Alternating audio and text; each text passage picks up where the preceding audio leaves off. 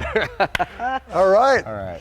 Hey, this is John Bolger with Premier Guitar. I'm with Shakey Graves at the Ryman in Nashville, Tennessee. Ben, thanks for joining us today. Of course, it's a real pleasure, man. All right. Well, hey, why don't we talk about this very cool guitar? Yeah, let's start with this guy. This is one of those classic like Illusion Gibsons that people are like, what year is this Gibson? And I think it's like a 2012. Oh, really? Yeah, it's not an I old assumed guitar. it was an old, funky... That's the, yeah, I found this in the basement of a, you know, no. This was a, I play in C sharp, open C sharp, so I have to get like, you know, heavier strings on it and get it set up like that, and then they never really break. Like, I think these strings get changed fairly infrequently. Yeah. And so I don't, you know, like, I don't have to mess with it because it stays in this big, open, beefy. Yeah. But yeah. I did like a session at the Gibson showroom in Austin. Yeah. And I had a lure at the time that I was working with, and they were like, well, you can't play anything but Gibsons while you're here. And I was like, well, it's kind of a specific guitar. And so they set this one up for me like that. And then, you know, afterwards I was like, this is great. Can I just keep playing this? And they're like, well, we'll loan it to you. And that was like 6 years ago. Yeah, so perfect.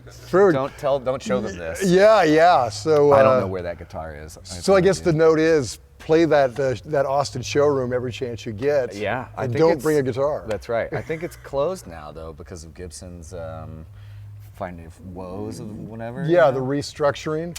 Wow. So well, now man. this is like such a rare. God, good for you. Guitar. I love this thing though. I mean, it's probably one of the best guitars I've ever had. Now, what string gauge are you using for that low rumbly C-sharp? I think it's just 13s.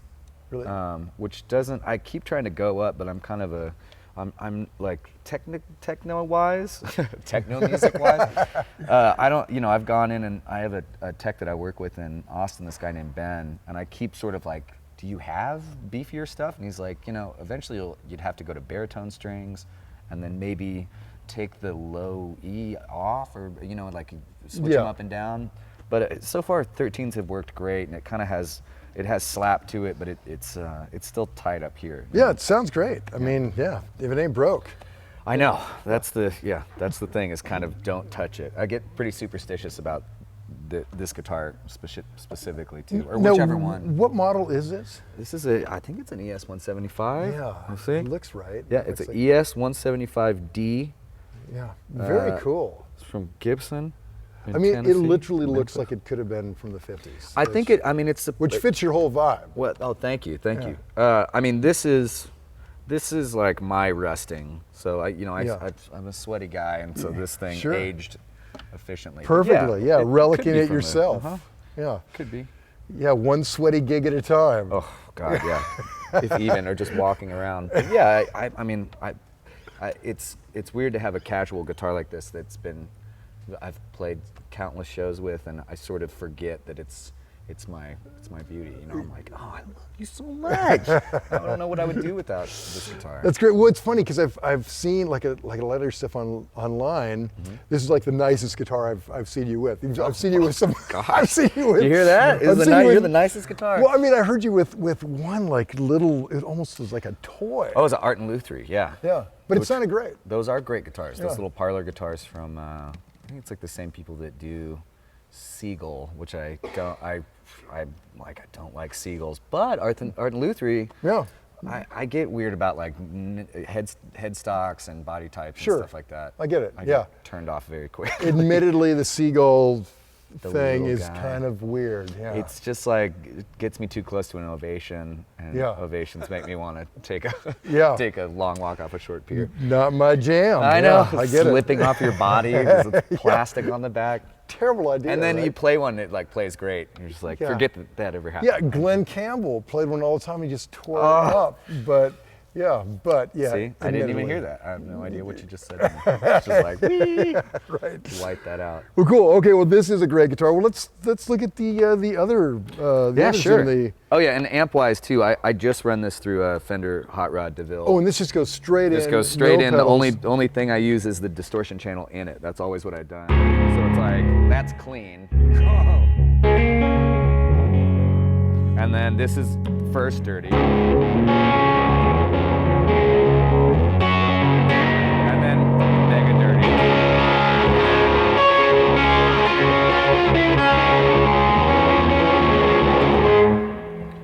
So specifically for that guitar, you're running it through that amp and just a Fender, straight it's in. a Hot Rod DeVille, yeah. And then the drive channel in it, I've always been really, and it's specifically, I think, like with humbuckers and what's in this and the hollow body, like I've been doing that for years, not with this Gibson, but that combination. I saw like a 2-kid like screamo band when I was in high school that was just drums and a kid playing a Gibson SG through one of these, and the only distortion he used was that.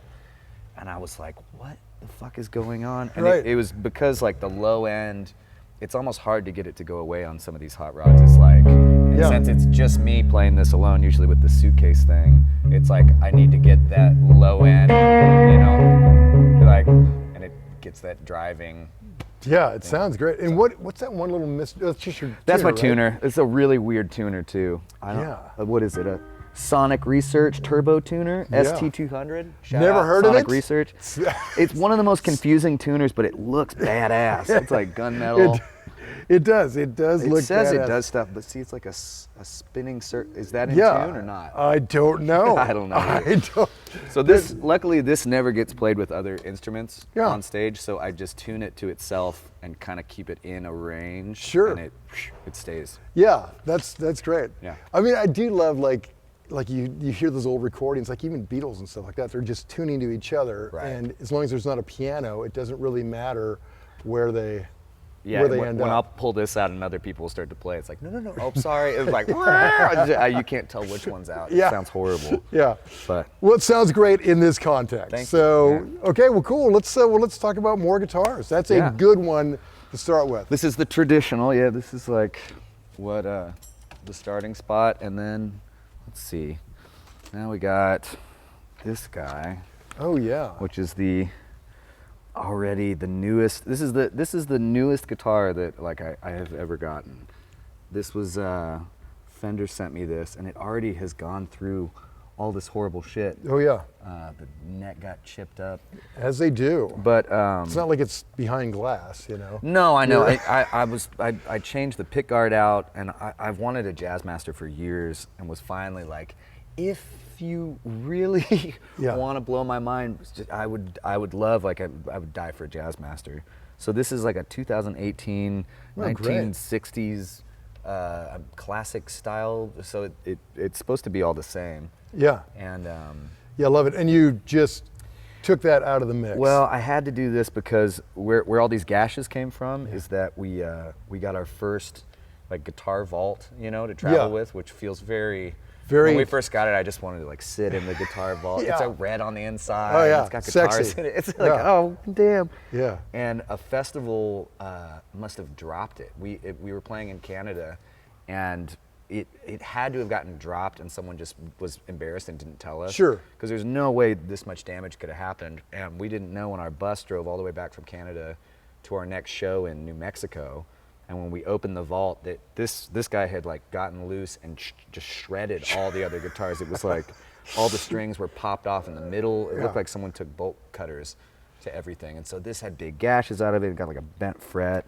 The good news is you can't really hurt those. Right. So this seems to be the only damage is the switch that goes to the You'll never miss that. The rhythm. I know. I turn it off anyway, but now it's a silencer. So it's like I have to tape it down because it'll go. Yeah. Yeah. Not ideal. Not crucial. Not very helpful. But it already, now it's like, this is the new battle axe. It's great. Man, and those are noble battle scars. So and I put a mastery bridge on it to good help idea.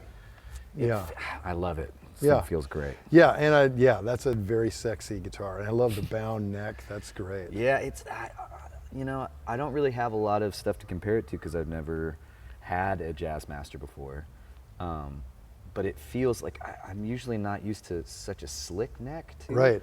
Like, are they all like this? Yeah, I guess so. Oh, shit, I don't know. Yeah. No, is that in C sharp as well? No, this is in standard. This is for like band, you know,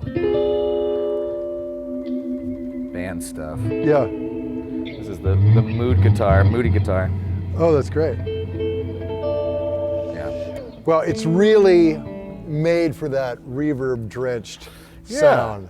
Oh man, I mean, it plays crazy good. Yeah. And it's, you know, the mastery bridge really helps it stay in with silliness. You know, it's amazing that Fender hasn't done that. They haven't like said, you know what, everybody changes the bridge. Why don't we change the bridge ahead of time? Well, they have on this other series. Ooh, which is a good segue. I know. Let's go to the next one. Okay. Yeah, so so when this guitar got in its accident, and I totally panicked and freaked out because I depend on that throughout the show. Sure. We got back in touch with Fender, and I was like, please, please, please, I don't even know if this is possible, but like, it would be amazing if you would send me a backup Jazzmaster. And they were like, okay. And so my girlfriend's dad is a crazy guitar player. He studied with Segovia. Wow. And like, that's like a real guitar player. Yeah. Oh no. And he's full of great dad jokes. Like he's like, I know all the chords. You know. And you're like, great. Oh, he knows. He plays all the notes. And you're like, oh, it's great. Yeah. But for Christmas, he gave me a bunch of. I think Premier Guitar and Guitar Player magazines that were his from like the year. Really? And he's like, here, check this out. You know, like, I got these for you. And I'm like, are these your old Guitar Player magazines, you know? And one of them had a profile on these. Oh, cool. On the new Fender Pro series or whatever. So, you know, in my bathroom reading experiences, I started to dive into these things and was like, God, this sounds crazy. God, they're great. They did, they put the Mustang bridge. Oh, how cool. On, and the Mustang bridge, again, is like, it's not a mastery bridge, but it definitely forgives a lot more. Sure. Than I don't even understand what the initial concept was with the Jazzmaster bridge, with all of the ridges, because it inevitably, I guess it's for jazz. Yeah, I mean, who knows? But it's like, I don't know why they wouldn't, you know. That's great. But it's And I like that they did away with all that nonsense. It just got one clean. That's the whole thing. And they started, I mean, Fender's kind of really on it right now. They got all these sexy colors that appeal to every dork that wants a, you know, a surf guitar. Yeah, like Neo Surf. I love that. Yeah, and even like they got the Duosonics that are out now that are like $500 and little cheap Mustangs and stuff that I'm like, I love that. They have the 3D port thing that turns it into a single coil something. It's like this is the golden age of cheap guitars. Right. I mean, because when I was a kid, like cheap guitars were unplayable. Sure. You know? And now they're great. Dude, it's bomb. Yeah, I mean, I had to get a Squier Strat, you know, but now I could get like a Fender Mustang. Yeah, that's probably what I would have gone for. Right. And in like a cool yellow color or something. Like, what are you talking about with a maple neck? Yeah. But this has the whole frosted neck thing too, which is it's a totally different texture than other homeboy over here. A little more played. It feels more played. Well, and it's like frosted. I don't know what that means. You know what? Actually, yeah, it doesn't. That's sticky. It's like a matte. It's a matte finish. Okay. They said that there's something about some new grabbable. The neck feels totally different. I don't know what all the changes are, but it's definitely noticeable having the supposed to be replica the '60s one. Sure. So what is your favorite of the two? Well, I mean, I'm really partial to this because I got it in the mail. It had that whole like. I got a guitar in the mail experience. Sure. And popped it open and was like shocked by it. Right. And and it's something else. But this guy is used now. I play them both during the show because this is in D standard. Oh, okay. So same deal. I mean, much to this guitar's credit, I took it out of the box and immediately threw 13s on it and then dropped it a whole step. Wow. And so it's standard tuning down a full step. Yeah, it's just like, but it makes it. It's a little beefy. Yeah. They made the arm longer too. I feel like to where it's right. Right. Something about it's the sweet spot. Yeah. And it screws in. This one doesn't. It flies out now. Yeah. Its hole has gotten a little loose. Yeah. Cool. Okay. Well, that is. we'll just move right on for the whole is loose comment. Okay. So so let's hear the next one. What guitar? What else you have? This is the one that I would go to pedals with, I guess, if you want to do pedals. Okay. Well, do you want to talk about any of your other very cool guitars laying around here? These are my other guitar players' guitars. Oh. Yeah. Well. Okay. Well then, screw that. We don't need to hear about that jazz. What about that little acoustic? The little acoustic? Yeah, sure. I mean, let's hear about that guy first, and then get into this pedal business. Absolutely. So this is, okay, I've seen you in this land. In this format? Yeah, this weird little format. Yeah, little guy, it's got a vaulted neck. This is a Washburn that I found at the Chicago Music Exchange. Cool. Which is heaven and hell kind of for guitar player brain, because you want everything in the building, and it's all priced kind of not to go. You know, it's like, oh, you like that? It's $9,000, and you're like, yeah. But it would be. In their defense, though, they always have that. Then they have the cheaper alternative. It's tough to find. You're like, maybe I do need a $6,000 guitar. But I found this guy in the acoustic guitar room, and I basically, when I go guitar shopping, it's sealed off right now, which fuck it. Yeah. But, I usually just walk through and basically do. Just do that and try and find what guitar has some sort of like. Usually they'll kind of be like, help. You know? And this one sounded great, and I picked it up, and it was real like bonky, and it's got the vaulted neck that I used to play. You know, basically the old Gibson that I used to play, or the open thing. It was had a vaulted neck, and so this is like it's. I think I can get it to go through one of the amps. But the other thing about this guitar, it usually doesn't get played through an amp, but it can, so you guys can hear it. Sure.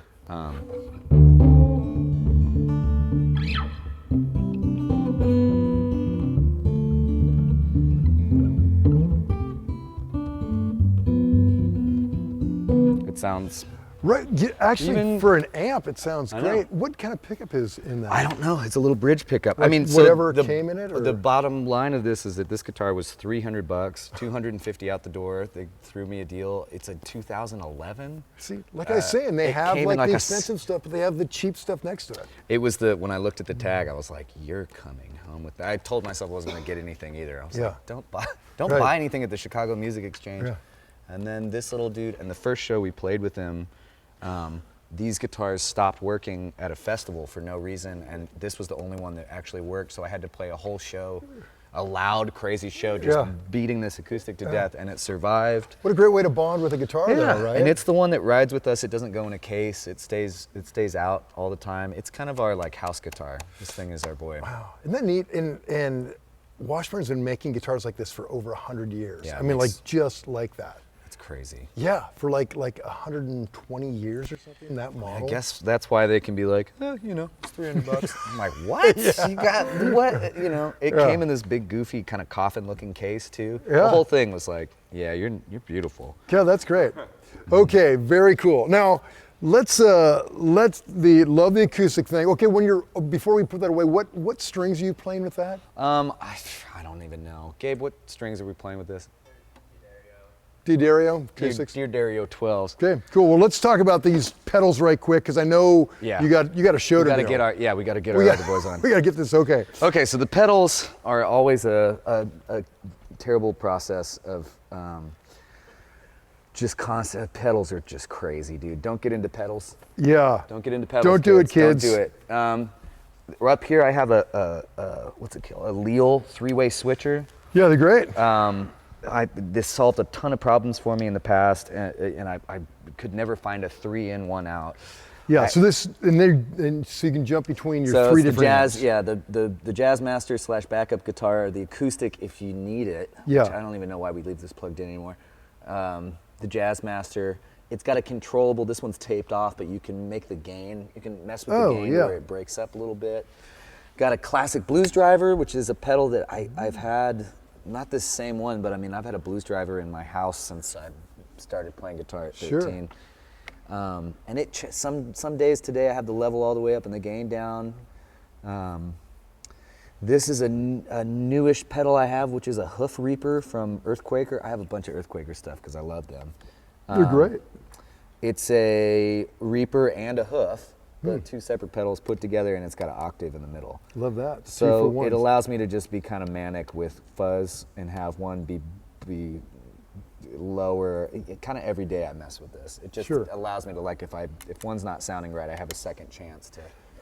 Which is great because every day things sound different. Absolutely. I mean, that's just the nature of it. And then I got a transmissor, which is this crazy, I don't even know what its title is, but it's basically like a long harmonic reverb thing that kind of sounds very like 80s John Carpenter. It has like a overtone that sounds kind of like wind blowing a little bit, but digitally. Like Perfect.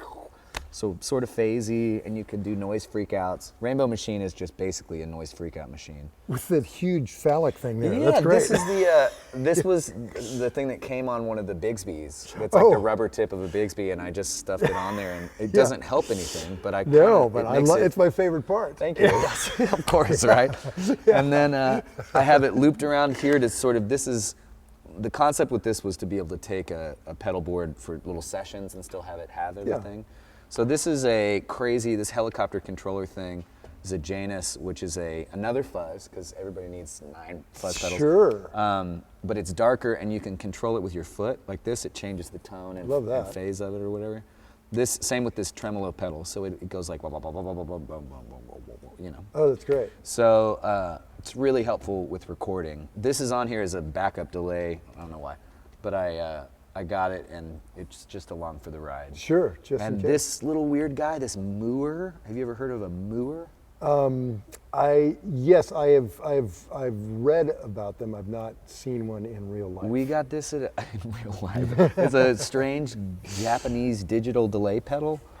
That does a ton. It's frustrating as shit playing live with because all these little knobs are really, really effective. You're not, And but it really does have a sound and a ton. You can loop on it. You can do all sorts of stuff, and it's itty bitty. And this dude in a little guitar shop sold me on it. It was like, this is the weirdest thing I've seen in a while. And so it's my little delay at the end. Isn't that great how you can just go into some place and discover some new weird bit and it becomes part of your thing? Absolutely. Yeah, love that. Okay, well look, I know you've got a show to do, but thanks for taking the time to talk to us, man. Such a pleasure. Appreciate it. I'll see you at the show tonight. I'll be there. Great. Okay, till next time. Thank you guys. Cheers. Yeah. Hey everybody, thanks for watching the latest Rig Rundown. Guess what? Every week we upload a brand new Rig Rundown to premierguitar.com a full week before it's available here on YouTube. So to get your gear fix as soon as humanly possible, go to premierguitar.com/Rig Rundown. And while you're there, be sure to sign up to get an email notification so you're the first to know as soon as each week's new Rig Rundown is available. Cheers, see you soon.